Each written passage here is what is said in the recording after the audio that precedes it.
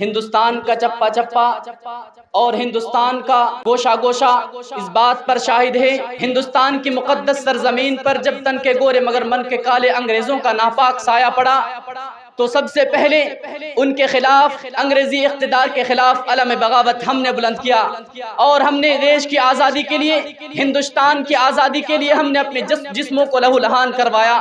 ہندوستان کی آزادی کے خاطر بارودوں کی شعلوں میں جھلسنا پسند کیا، آگ کے انگاروں میں جانا پسند کیا۔ ہم نے ہندوستان کی آزادی کے خاطر آگ کے انگاروں میں جانا پسند کیا۔ اس طرح تب ہمارا ہندوستان، ہمارا پیارا ملک ہندوستان آزاد ہوا۔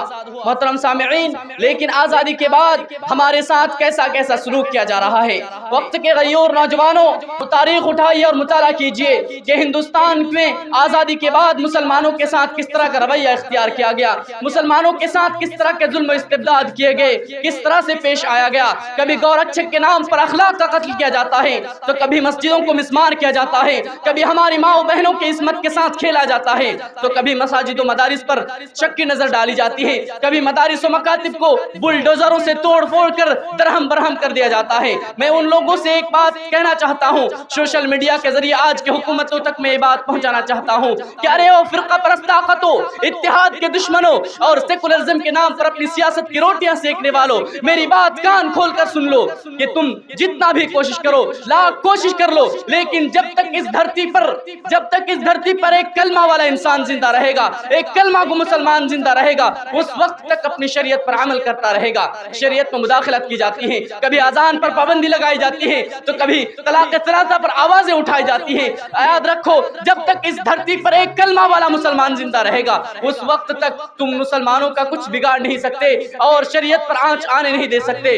انشاءاللہ ہم کل بھی عمل کرتے تھے اپنی شریعت پر، آج بھی عمل کرتے ہیں اور جیتے جی مرتے دم تک انشاءاللہ عمل کرتے رہیں گے۔ اور یاد رکھو، ہم اپنی دیش کی آزادی کے لیے کل بھی مرتے تھے، آج بھی مر سکتے ہیں اور اپنی جسموں کو لہو لہان کروا سکتے ہیں۔ محترم سامعین، لیکن ہم اپنی دین و دھرم اور مذہب و ملت کے اندر آنے نہیں دے سکتے۔ آپ کو یہ بات معلوم ہونا چاہیے کہ مسلمانوں کے ساتھ، مسلمانوں کے بارے میں ہندوستان کے اندر کس طرح کی سازشیں رچی جا رہی ہیں، مسلمانوں کے خلاف کیسی کیسی سازشیں رچی جا رہی ہیں۔ میں انہیں بتا دینا چاہتا ہوں کہ جب تک اس دھرتی پر، جب تک اس ملک میں ایک مسلمان، ایک کلمہ والا مسلمان زندہ رہے گا، ہندوستان کے آبرو سے کوئی کھیل نہیں سکتا، کوئی بھی انسان کھیل نہیں سکتا۔ مسلمانوں کے خلاف سوچتے ہیں کہ مسلمان اپنے ملک سے محبت نہیں کرتے ہیں۔ ہم اپنے ملک سے کیوں نہیں محبت کریں؟ محبت کرتے ہیں، جیتے جی بھی کرتے ہیں اور مرتے دم تک انشاءاللہ اپنی ملک سے محبت کرتے رہیں گے، اپنے ملک سے جانو پیار لگاتے رہیں گے، اور ملک سے محبت کی سرٹیفکیٹ کے لیے ہمیں کسی کھڑے ہو کر پیشاب کرنے سے لینے کی ضرورت نہیں۔ کہ ہمیں ملک سے محبت کرنے کا طریقہ اللہ کے رسول نے سکھایا، ہمیں ملک سے محبت کرنے کا طریقہ قرآن نے سکھایا۔ ہمیں کسی ناولوں سے سیکھنے کی ضرورت نہیں، ہمیں کسی شاعروں سے سیکھنے کی ضرورت نہیں۔ عزیزان گرامی، ہندوستان کے اندر کیا کیا ہو رہا ہے، مسلمانوں کے خلاف کیا کیا ہو رہا ہے، ظلم و استبداد کے کیسے کیسے ہتھیار استعمال کیے جا رہے ہیں، اور یہ ظلم و فرقہ پرست طاقتیں ظلم و عدوان پر ہیں، لیکن ان کی وجہ سے کچھ بگڑنے والا نہیں، لیکن ہندوستان کا ماحول بگڑ رہا ہے۔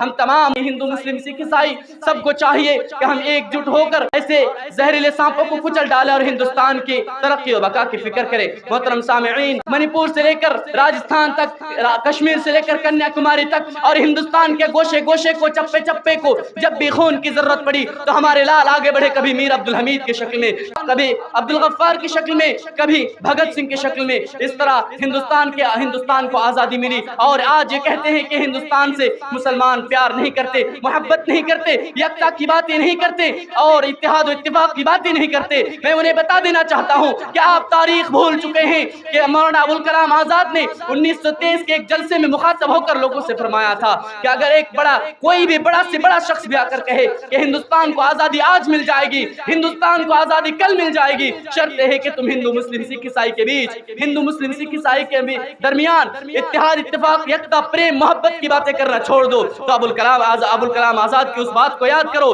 ابوالکلام آزاد نے کہا تھا کہ میں ایسی آزادی کو لات مارتا ہوں، مجھے ایسی آزادی کی ضرورت نہیں، ہمیں تو ہندو مسلم سکھ عیسائی کے اندر بیچ ہندوستان میں اتحاد اتفاق اور یکتا پریم چاہیے۔ میرے نوجوان ساتھیوں، آج میں آپ کو یہ پیغام دینا چاہتا ہوں کہ اپنے ملک کی مستقبل کی فکر کریں اور ملک کی ترقی و بقا کی فکر کریں۔ یہی سے میں اپنی تقریر کو اختتام کرتا ہوں۔ وآخر دعوانا ان الحمد للہ رب العالمین، والسلام علیکم ورحمۃ اللہ۔